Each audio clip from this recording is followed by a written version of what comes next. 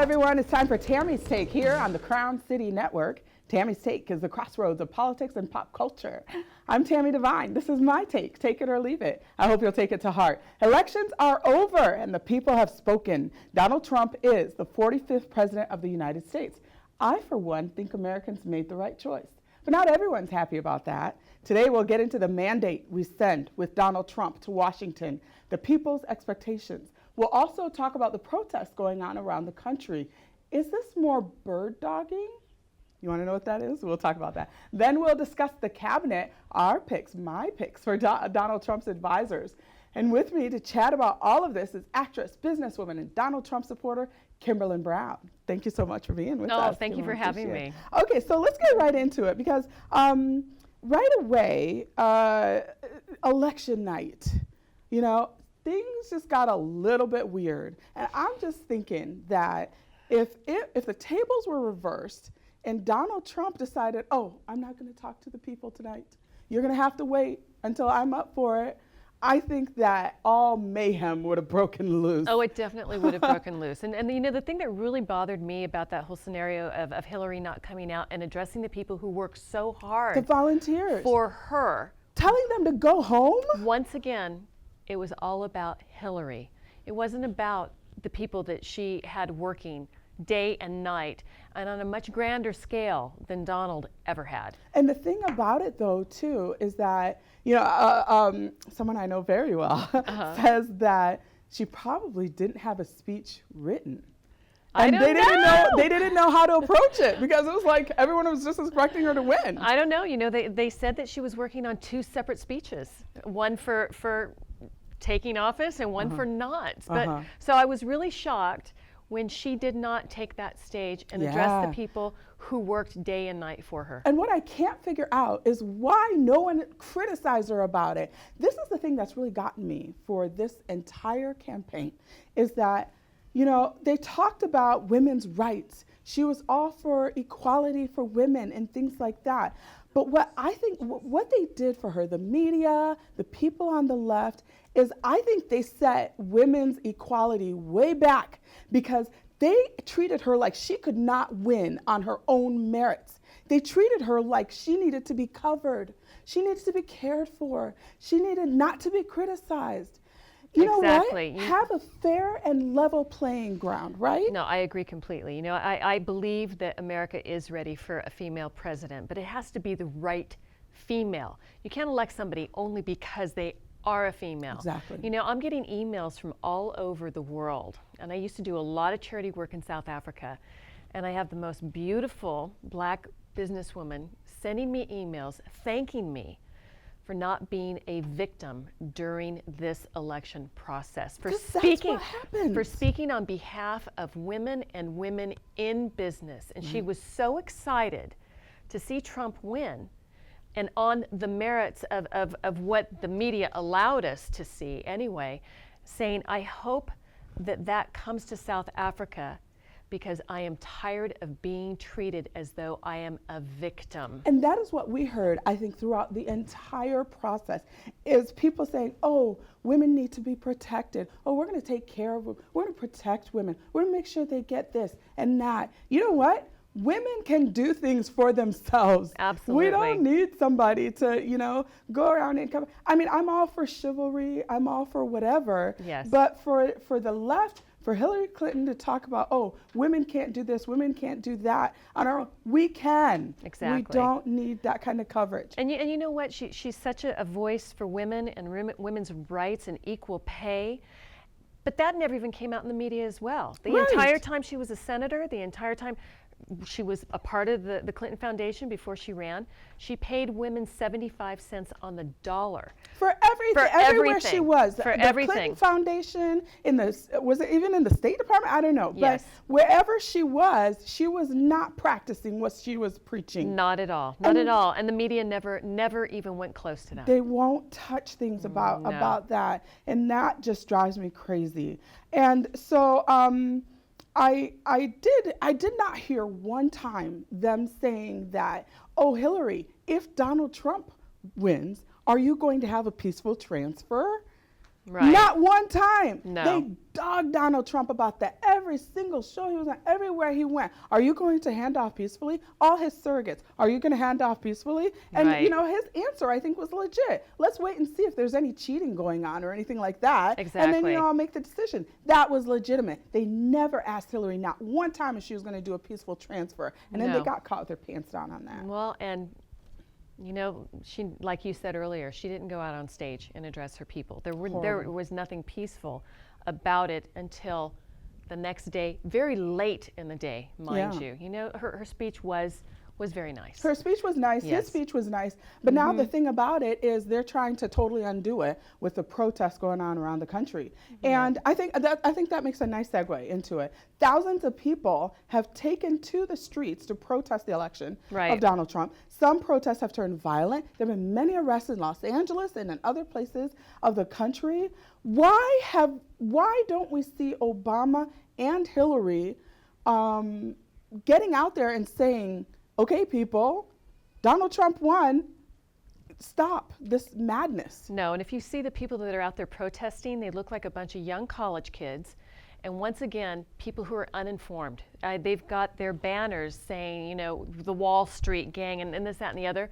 Wall Street did not support Donald Trump. Not they one little bit. supported Hillary Clinton. They paid her hundreds of thousands of dollars for speeches. Exactly. To Wall Street. But these kids, what they're being taught in colleges and across the board, if you listen to what they're saying in these protests, they're mouthpieces for what the entire Democratic Party used during the convention. Yeah, you know, and I just wonder if it was bird dogging. And for Oh, those yes. out there Yeah. who don't know what bird dogging is, Project Veritas with James O'Keefe Yes. went undercover into the Democratic Party, the DNC, and these people that contract and Yes. consult with them, and found out on tape, we have the people that are involved with the DNC, with Hillary Clinton's campaign, Yes. saying we pay homeless people, we pay mentally ill people to go to Trump rallies and start fights.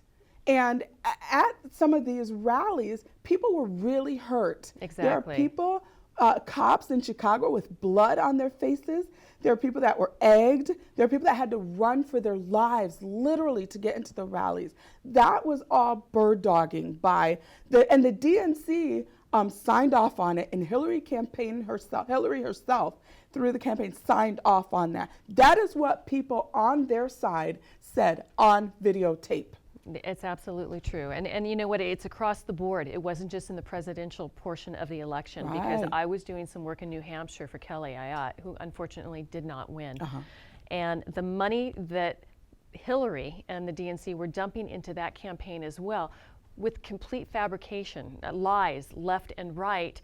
But they always told me, Kimberlin, if you ever run for office, if it's not true, if you haven't done it, it doesn't matter. They're going to say so, because they want you to spend your entire time defending yourself and Right. defending, and not your positions, not talking about any of that. And if you look at the whole election, that's all that they did. All he did was defend himself the whole time. It wasn't until after the debates he could finally concentrate on, here are my plans. This is what I want to do. And once he was able to start talking about those things, his numbers started rising every single day. People wanted to hear, what are you going to do for me? I don't want to hear any more about the he said, she said, any of it. And the grope gate. Oh my that gosh. was about the dumbest thing. And they kept calling it sexual assault, which is so, it was such a lie. If you listen to the tape, he clearly says, they let you. If they let you grab them, that is not sexual assault. But even all of that was just so, I mean, it was okay to talk about. I get it that it was you know, scandal and whatever, and you know, covering it for a day or two. But for like 3 weeks, they kept it in the media. And there were scandal after scandal after scandal going on with Hillary Clinton, with the Justice Department. They didn't want to with the talk about pay-to-play. any of the WikiLeaks. And I'll tell None you, of it. the other thing that I think helped Trump at the end of the day, there was a young gal from Arizona that contacted me saying, a lot of my young female friends that were going to vote for Hillary, after they found out that Hillary's State Department, while she was in office, knew about Anthony Weiner and his pedophilia problem. Yeah, and it was straight up pedophilia. And yet she did nothing to condone that. They said, "Oh my gosh." Or that is, maybe she did by not addressing it. Maybe she did condone it. well, that's what I'm sorry. That's what I meant to say. She basically did not come out against Right. the horrible deeds that he was doing. And these young people, these young women, heard about that and said that is the fact that she did nothing was far worse than anything Trump could have said on audio tape. At the end of the day, Absolutely. it was words, okay? Wienergate. There you go. Excuse me, I'm like getting all choked up over this. I'm trying to get over this horrible cough. Okay, finally, there's so much more we could talk about there, but I want to get into the cabinet. Yes. I'm just wondering, is Kimberlin, well, first of all, I heard Kimberlin, if you ever run for office, so is Kimberlin Brown going to run for office at some point? Oh, you know. Break it here, come on. Make it out here, make it out here on Tammy's Take. Take. I really don't know. I've been asked to run for office. It's something that at one point in my life I definitely would not have done because my children were too young. I would never have left them in California while I was in Washington. And I am the kind of person that if I jump into a job, I need to be where that job is. It's something I wouldn't say no to. All right. But it's something I'd have to think very hard on first. Oh, I think it's going to happen. Okay, good. So is it possible that maybe there may be a Kimberlin Brown cabinet post in the Donald Trump administration? Or? I don't think that'll happen. You haven't gotten any phone calls along those lines yet? The phone's not ringing in Okay, that all right. direction. Well, you no. gotta make it ring. No. Well, if it were to happen, that'd be cool. But the other folks, Christie, Right. they're talking about saying, but a lot of people are saying that Bridgegate is going to poison that well. So his advisors might tell him not to put Christie on there. But Donald Trump doesn't listen to anybody. I mean, the guy obviously knows what he's doing. He goes with his heart. Yeah. He goes with his heart. Yeah. There's no doubt about that. So he might not listen to the advisors. He might just decide to do something Right. with Chris Christie. What do you think? You know, Chris Christie has been an incredible supporter of Donald's. From the jump. From the jump. He's the one person that jumped in first, I believe. But Rudy Giuliani, he's Attorney General?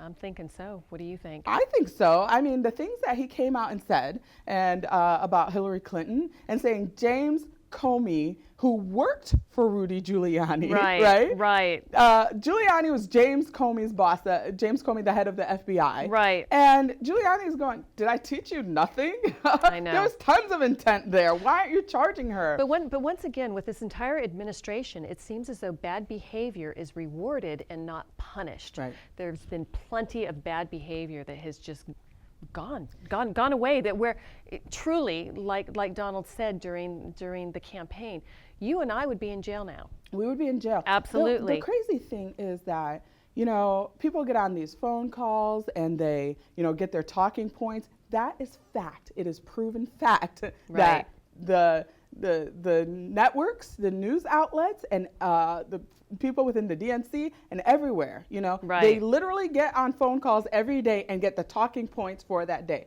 It may happen on the Republican side, but I haven't heard those stories. I do know that it definitely happens on the left. And so all of these protesters, all these people out there, like you said in the beginning, they have their talking points set. But what I have found is that when you are one-on-one with somebody on the left who is like fervent like that, right, and you go through the specifics of everything, she sold the State Department, and this is how she did it. She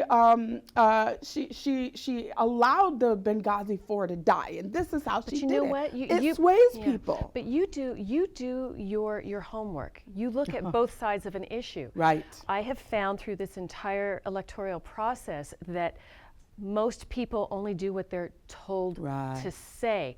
I personally can't say something that I don't believe in. Right.